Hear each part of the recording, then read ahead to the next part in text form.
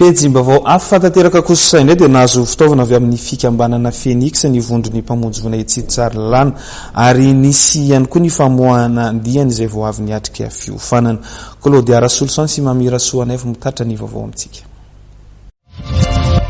Lanonana rososina no tanterana tetsy amin'ny vondrony mpamonjy vona tsara lalàna ny zoma lasa teo.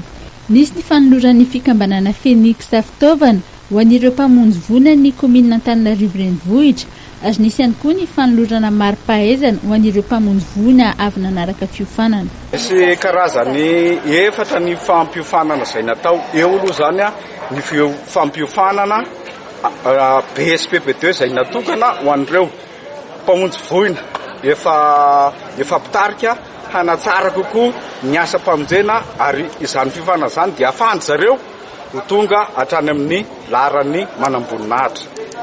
Teo ihany koa indrindra ny resaka fisitriana natrano izay tsy anana sahady ny fotoam-pahavaratra 8 sy 7 izay tiana ny mampanantena fa efa miomana amin'izany sahady izay eto amin'ny vondrona amin'izao fotoana izao. Inona moa zany fiomanana izany? Ny fiomanana mazava ho azy dia ny fidinana eny fotony hamantatra ny toerana izay tandondomin-doza amin'ny firehetana, tandondomin-doza amin'ny fiakaran'ny rano ka dia hidina ny fotony zany izay atoriana tsy ela ary ny firaisana voalohany no hanomboana izany ampahafantarina sy ampianarana ny olona ny hetsika rehetra izay tokony atao mialoha mandritra ary aorian'ny loza.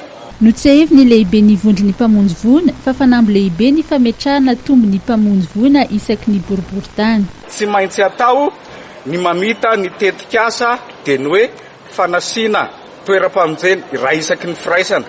Izany natao dia mba hanakekezana kokoa ny toerana misy ny loza ka rehefa akaiky ny toerana misy ny loza dia mazava ho azy fa ena ny fotoana izay amonjena voina na natao hoe délai d'intervention ka rehefa miena io délai d'intervention io mazava ho azy zany fa hiakatra kokoa ny fahatsarana eo amin'ny famonjena voina dia ny atao hoe sens de vie dia betsaka ny lavitra vitsy ny aina afoya sy ny fahampiteny fananana eo amintsika mponina Antananarivo renivohitra.